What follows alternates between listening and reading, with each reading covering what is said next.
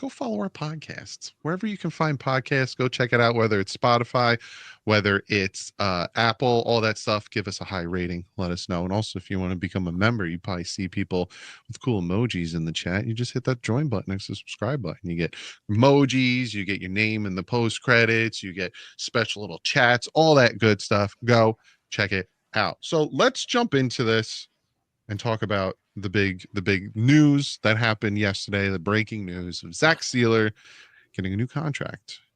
It's an extension, 3-year extension.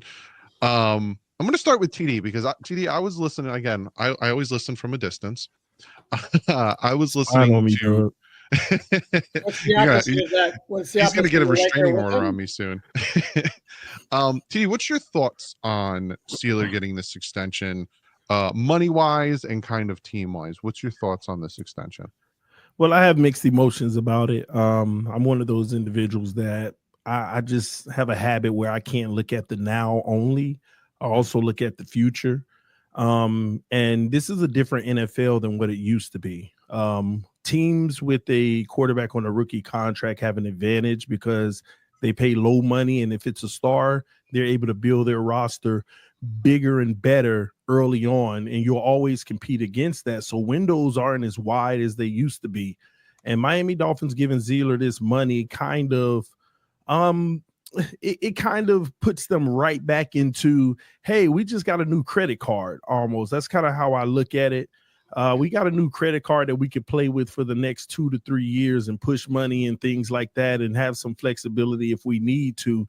But if this season goes south, the new coach and or general manager may have to deal with that, and I just don't like that. I really feel like we were headed in the right direction as far as do it what you have and make something happen as we continue to bolster this.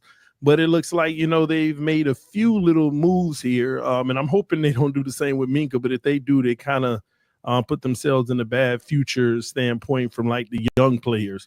Because I look at it like this. What if Jalen Phillips balls out this year?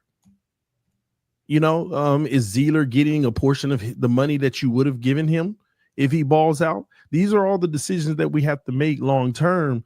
And this is why we always get screwed and we got to let our own go. People say, oh, well, you got to reward these players.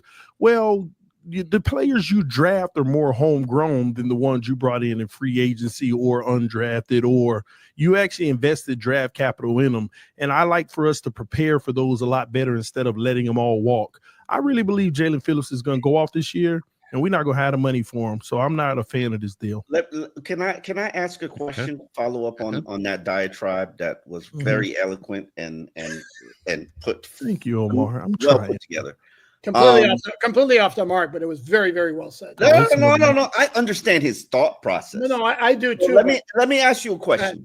You would rather, if I said I had $17 million to give a player, you would rather give it to the player who didn't produce double-digit sacks and hasn't stayed healthy for more than a season, as opposed to the guy who did produce double-digit sacks for 2 straight years and has stayed healthy for his entire career, except for when he got his eye poked out in practice? Well, remember, Omar, months ago we had this conversation of my philosophy with the game of football now.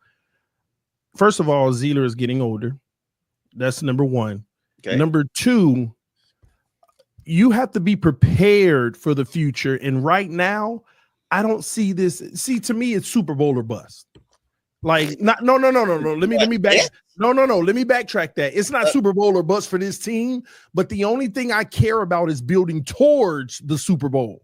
This Sieler deal, I don't think Sieler, please. Sieler, sorry, okay. It would be nice if you learned his name before you took a poop on him. Thank you. No, I'm not taking a poop on Sieler, okay? I want him to get paid, just not by the Miami Dolphins. I don't mind that, okay?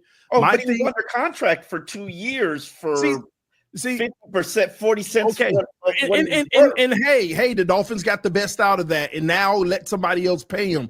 I was the one who said we should not pay Xavier Howard. Why? Because you're about to give him big money in his prime while we're rebuilding, while we're not going to win a Super Bowl.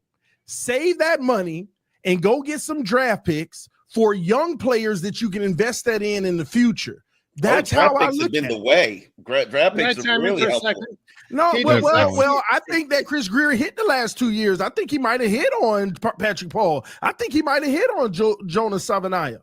But we know he hit with the waiver claim of Zack Sieler, who, by the way, is 29 years old. Since 30 next month. 30 next month. Let's give him his credit now. Let's go ahead and give him the 30. 30 next month. How many quality defensive tackles have played into the mid-30s? A lot. You don't think Zack Sieler's – hold on. You don't think Zack Sieler's not going to be an important player for this team next year, 2027, 2028? He was wildly underpaid, and this is a guy who does everything you want in terms of what you're trying to build, the quote-unquote culture. That's the guy you want to follow. You're not going to reward him. You're going to lowball him when his contract was massively – I understand the level of play he's given you. I understand what you're saying, Alan. My whole point is he's going to be a massive contributor over the next 2 years. I don't see the Dolphins winning a Super Bowl in the next 2 years based off of the way things are going. So it's all irrelevant to the next 2 years. It's all irrelevant. Build something now so that 3 years from now we can actually say we're contenders. Okay, but you don't think that keeping Sieler and potentially keeping Mika is also adding to the core of a team that you could build around? Well, now mark my words, because hopefully this show goes to new heights and we'll be doing it for a while. 2 years from now, ladies and gentlemen, you're going to see exactly, okay, they were good for us, but what did it amount to? That's all I'm saying. That's the last 2 decades. So we shouldn't have Zach Thomas or Jason Taylor. But this is why they're going to be here when we have a title contending But team. This is why, because we don't prepare for the future properly.